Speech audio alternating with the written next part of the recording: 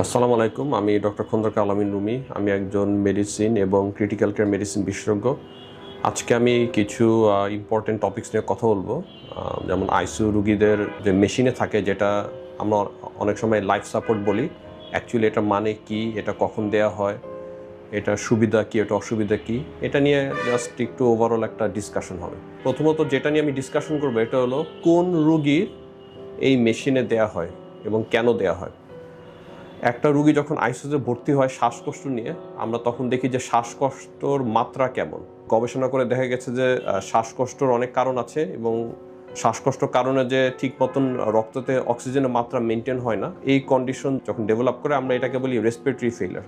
এটা বাংলা অর্থ মানে রুগীর শ্বাস প্রশ্বাস ভালো মতন কাজ করছে না, যেটার কারণে রুগীর ব্রেনে রক্ততে এবং ব্রেনে ঠিক মতন অক্সিজেনের মাত্রা মেনটেন হচ্ছে না। তো এইসব কন্ডিশনে আমরা রুগীকে বাধ্য হই একটা গলায় টিউব দিয়ে একটা মেশিনের সাথে আমরা লাগিয়ে দিই। ওই মেশিনের অ্যাকচুয়াল নাম লাইফ সাপোর্ট, এটাকে আমরা বলি ভেন্টিলেটর মেশিন। এটা এখন হয়তোবা মিডিয়া অথবা মুভি, মানে ছবি সিনেমা এগুলা দেখে সবাই লাইফ সাপোর্ট এই শব্দটা শিখে গেছে, বাট অ্যাকচুয়ালি এটাকে আমরা বলি ভেন্টিলেটর। কখন আমরা রুগীদের ভেন্টিলেটর দিই?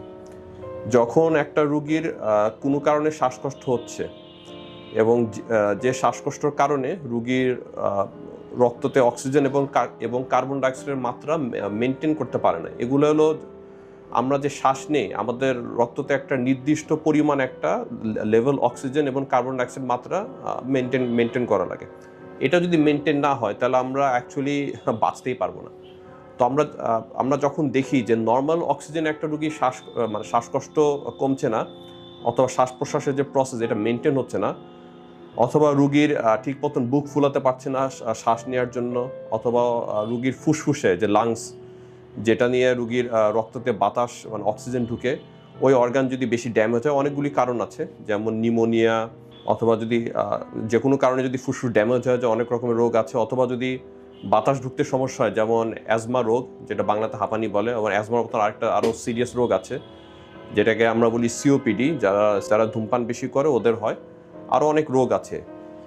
আমি যদি আরও শর্টকাটে বলি, যে রোগ যেটার জন্য একটা পেশেন্টের ফুসফুস ঠিক মতন কাজ করে না, অথবা ফুসফুসে বাতাস ঢুকাতে সমস্যা হয়, অথবা ব্রেইনের কারণেও যদি ঠিক মতন বাতাস শরীরে না ঢুকে, কারণ আমাদের সারা শরীরে সব কিছু নিয়ন্ত্রণ করে ব্রেইন।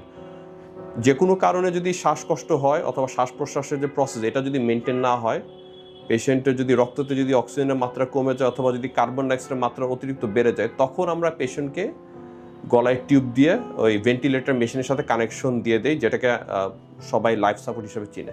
এর মানে কিন্তু অ্যাকচুয়ালি মৃত্যু না। আমরা একটা রুগীকে কখন মৃত্যু বলি? যখন একজন রুগীর হার্ট বন্ধ হয়ে যায়, তখন আমরা প্রথমে মৃত্যু ঘোষণা করি না, আমরা এটাকে বলি কার্ডিয়াক অ্যারেস্ট। যেটা অ্যাকচুয়ালি হওয়া উচিত, কোনো ব্যক্তির যদি হঠাৎ করে হার্ট বন্ধ হয়ে যায়, তখন কিছু চিকিৎসার পদ্ধতি আছে, কিছু প্রসেস আছে, হার্টের অ্যাক্টিভিটি আবার ফেরত আনা। এটাকে আমরা বলি সিপিআর, যেটা আপনারা অনেক সময় ছবিতে দেখতে পারেন, বা ছবি অথবা টিভি শো যেগুলো টিভিতে দেখায়, মুভিজে দেখায়, যে বুকে চাপ দেয়। বুকে চাপ দেওয়ার কারণটা হলো ওই হার্টকে আবার চালু করার জন্য। যদি বুকে চাপ দেওয়ার পরও যদি হার্টের কন্ডিশন যদি ফেরত না আসে, তখন আমরা মৃত্যু ঘোষণা করি। মৃত্যু রুগীকে কিন্তু অ্যাকচুয়ালি লাইফ সাপোর্টে কিন্তু কানেকশন করা সম্ভব না। যদি আমরা জোর করে কেউ যদি মৃত্যু রুগীকে লাইফ সাপোর্ট মেশিন, যেটা ভেন্টিলেটর মেশিন যদি লাগানো হয়, ভেন্টিলেটর মেশিন কাজ করবে না। কারণ হলো একটা মানুষের যখন মৃত্যু হয় তখন মানুষের শরীরটা শক্ত হয়ে যায়, এত শক্ত হয় যে তার বুক ঠিক মতন নড়াচড়া করবে না। আর মেশিন কাজ করার জন্য মানুষের যে বুক শরীর, ওইটার কিছু মাসলস, কিছু প্রসেস আছে যেটা কাজ করা লাগবে। সো একটা মিডিয়ার অপপ্রচার অথবা হয়তোবা সমাজে একটা অপপ্রচার হয়ে গেছে যে মৃত রুগীকে ইচ্ছা করে মেশিনে লাগিয়ে রাখে, বাট এটা সম্ভব না।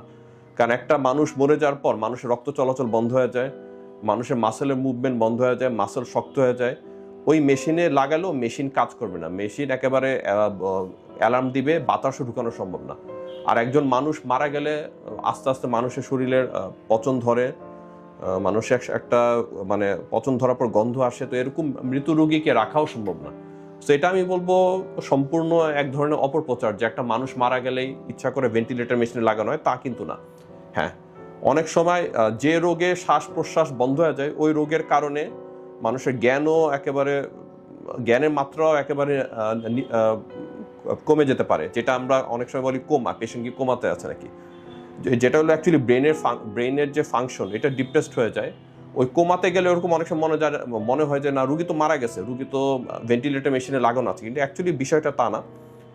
অনেক সময় ভেন্টিলেটর মেশিনে কানেকশন করার পর রুগীকে আমরা ঘুম পাড়িয়ে রাখি যেন রুগী আরামে থাকে এবং যেন মেশিনের ফাংশন যেন ঠিক মতন কাজ করে, যেন ইন্টারফেয়ার না হয়। সো আমি যদি স্ট্রেট কাট সোজা কথা বলি, যেসব রুগী প্রচণ্ড শ্বাসকষ্ট হচ্ছে, যেটা নর্মাল অক্সিজেনের রুগীর শ্বাসকষ্ট কমানো যাচ্ছে না, অথবা রুগী শ্বাসই নিতে পারছে না, অথবা রুগীর জ্ঞানের মাত্রা এত কম যে ব্রেনের থেকে ফুসফুসে যে সিগন্যাল পাঠাবে যে শ্বাস নেওয়ার, ওই সিগন্যালও যদি বন্ধ হয়ে যায়, তাহলে আমরা ভেন্টিলেটর মেশিনের সাথে কানেকশন লাগিয়ে দিয়ে আমরা কিছু সেটিংস করে দেই যেন পেশেন্টের একটা নর্মাল মানুষ যেভাবে শ্বাস প্রশ্বাস মেনটেন হয় ওভাবে যেন ওই রুগীরও যেন শ্বাস প্রশ্বাসটা মেনটেন হয়। আপনাদের স্বাস্থ্য বিষয়ে সচেতন করার জন্যই আমাদের এই আয়োজন। তাই প্রতিনিয়ত স্বাস্থ্য বিষয়ে বিভিন্ন টিপস পেতে আমাদের চ্যানেলটি সাবস্ক্রাইব করুন এবং বেশি বেশি লাইক ও শেয়ারের মাধ্যমে সবাইকে আমাদের সঙ্গে সংযুক্ত হবার সুযোগ করে দিন।